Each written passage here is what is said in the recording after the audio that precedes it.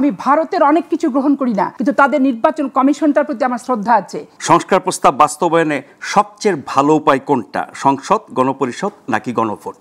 এক কথায় সংসদ। কেন? এখানে দুটো জিনিস নিয়ে, গণভোটের যে বিষয়টা, এটা সংবিধানে কিন্তু রহিত করা আছে, এটা চালু নাই। এবং এই আওয়ামী লীগ সরকার 15 বছরের শাসনামলে ওইটা তারা তাদের অবৈধ শাসনকে পাকাপুক্ত করার জন্য রহিত করে রেখেছে। যে সংসদ না গণপরিষদ, এখন গণপরিষদ হবে কি হবে না, থাকবে কি থাকবে না, শুধু সংসদ থাকবে না গণপরিষদ সংসদ মিলে থাকবে, এই ক্ষেত্রে ঐক্যমত কিন্তু হতে হবে আগে বৃহৎ রাজনৈতিক সংগঠনগুলোর সাথে, বিশেষ করে যারা নির্বাচনী মাঠে থাকে, নির্বাচন করে, এদের সাথে যদি ঐক্যমতে পৌঁছানো না যায়, তাহলে এই বিতর্কে যদি আপনি 2 বছর পার করে দেন, তাহলে আপনি কাঙ্ক্ষিত লক্ষ্যে কখন পৌঁছাবেন?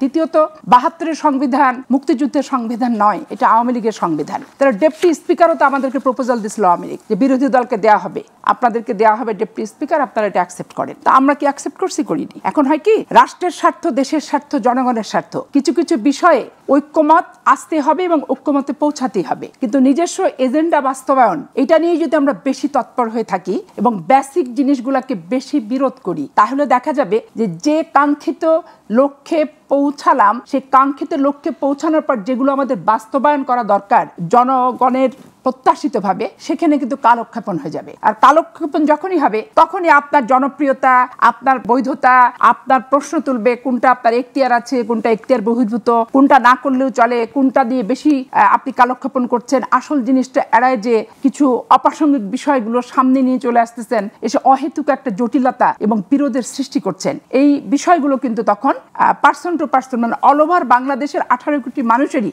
চিন্তা চেতনা এবং বহিঃপ্রকাশের একটা বিষয়বস্তু হয়ে দাঁড়াবে। এখানে 15টি বছর আন্দোলন হয়েছে স্বৈর শাসনের হাত থেকে দেশকে বাঁচানোর জন্য। এখন অদূর ভবিষ্যতে স্বৈর শাসক কেউ যাতে হতে না পারে, এইটা প্রতিরোধের পন্থাগুলি কি কি পদ্ধতিতে তারা স্বৈর শাসন হলো? নির্বাচন কমিশন ঠুটো জগন্নাথ, ইউনো, ডিসি, ওসি এবং এসপি সাহেব নির্বাচন পরিচালনা এবং সবকিছুর সাথে তারাই কিন্তু জড়িত, তারাই তাদের মন মতো নির্বাচন তারা করে। তাহলে এখন প্রজাতন্ত্রের কর্মকর্তারা এই যে রাজনীতির যে যখন ক্ষমতা থাকছে, লেজুর ভিত্তিক হয়ে আজ্ঞাবহ হয়ে কাজ করছে, এইটা তো প্রথম সংস্কারে আসতে হবে। আপনি যদি গণপরিষদ সংসদ দিয়ে বিতর্কিত করেন, তাহলে সংসদ নির্বাচন এবং যারা নির্বাচিত হবে তারা যাতে অধিকতর স্বৈরাচারী হইতে না পারে, এই পথটা রুখতে গেলে আপনার প্রথম কি দরকার?